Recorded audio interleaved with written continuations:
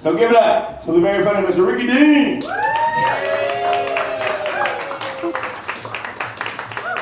Give it up to AI, you guys. They burned me on that poster. I'm all cross-eyed and shit.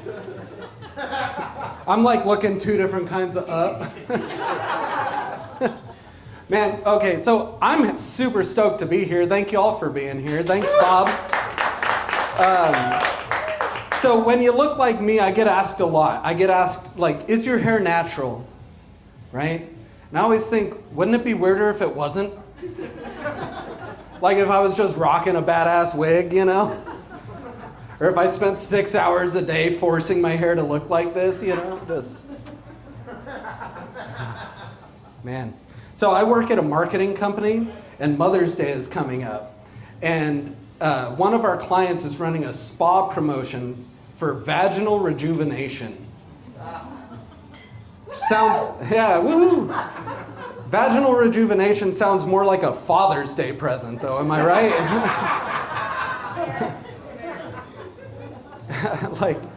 like nothing says I love you, Mom, more than sending her to the shop for repairs, you know? Like, Mother's Day implies that that's something you would purchase for your mother, right? Are macaroni pictures no longer enough? I've been slacking. Now I gotta fix my mom's hoo-ha, you know? Like now I gotta get her a get well soon card and a Mother's Day card? This is fucked up.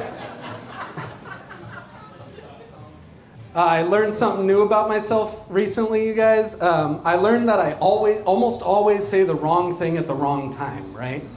For example, I saw a friend of mine, he was wearing a lovely flannel shirt. And I went up to him and I said, what I wanted to say was, hey man, that's a nice shirt. I like it, it looks good on you. What came out of my dumb face was, hey man, I've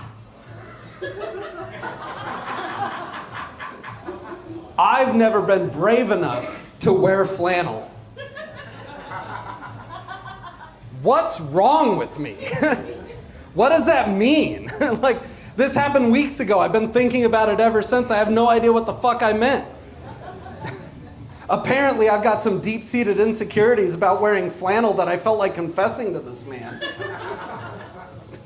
Or another great example is I ran into a friend of mine at a bar at a concert, and I walked up to him and I said, hey man, how are you and your wife doing? And he said, oh, not great. I caught her cheating on me last week, and she kicked me out of my house. Now what I wanted to say was, oh my God, that's so horrible. I'm so sorry to hear that. But what I said in reality was, well, you know what they say. No happy marriage ends in divorce. What's wrong with me? Who says that? In that situation, who says that to a man who just got kicked out of his own house when his wife's cheating on him? Rickey McDummy Dean, that's who right here. Me, I'm the guy who says that shit. I'm married. My wife and I, we've been together about 10 years now. Thank you. And we don't have any kids. But we just went on this vacation recently where we went and visited a couple friends of ours who have 2 kids now. And I love it because I'm like a celebrity to these kids, you know? When I show up, they're like, Uncle Rickey, Uncle Rickey, Uncle Rickey. My wife fucking hates it because she hates any time I get any kind of attention. Thank God she's not here tonight. But the first night we were there, my wife and I were sitting next to each other in the living room. And the oldest son, he's 4 years old, he comes up to me with his 2 prized possessions, his 2 favorite Hot Wheels. My wife's sitting right next to me. And he goes, Uncle Rickey, pick your favorite one and give the other one to the other person. You guys, my wife hated that. She hated that more than almost anything I've ever seen her hate in 10 years. So the whole course of the weekend, she was determined to teach these children her name. Her name's Morgan. And by the end of the weekend, they got it right. But they called her Uncle Morgan. So I'm happy to report that my wife and I are now a fabulous gay couple.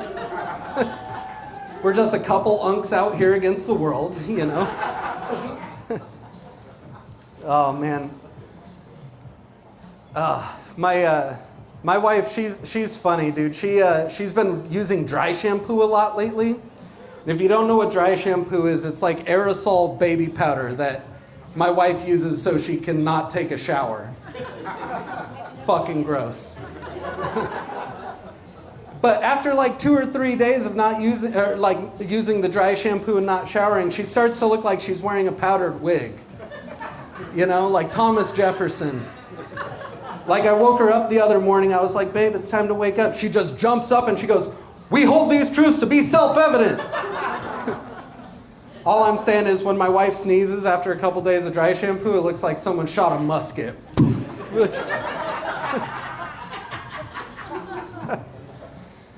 Oh man. I looked out my front window the other day and I saw my wife staring across the street at my neighbor's house. And I walk outside and I'm like, babe, what's going on?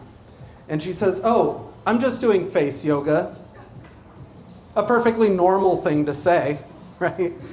So if you're like me and you didn't know what face yoga was, she explained that it's exercises you do with your face that train your muscles to hold your skin high and tight so you don't need Botox someday.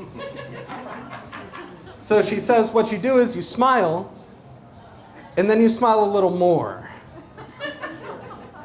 And you hold it. Yeah, nailing it. Which sounds a lot less like yoga and more like scaring the hell out of my neighbors. Like I was starting to wonder why no one waves at me when I walk my dogs, you know? Like my wife's just standing outside their house like a demented doll, stretching her face skin. Perfectly normal thing to do, definitely not creepy at all. But it's like no wonder they don't keep their porch lights on anymore, you know? I wouldn't want to see that either. But it got me thinking, like, if face yoga, like, yoga's got different poses, right? So face yoga has to have different faces. So, like, for example, in yoga, you have downward facing dog, and in face yoga, you have resting bitch face. Dude, my wife is so good at holding resting bitch face, you guys. She'll hold that pose all day long. It's incredible. I got a brother. I have one brother, and he's one of the best guitar players I've ever known. Truly talented. He's so good he got to go to a private music school in Boston, right? And it cost him about $300,000 to go to this school. So, you know, he can't buy a house, but he's got a really cool piece of paper hanging on his wall that says, yeah, bro, you shred. All right, guys, that's my time. My name's Rickey Dean. Thank you all so much for being here.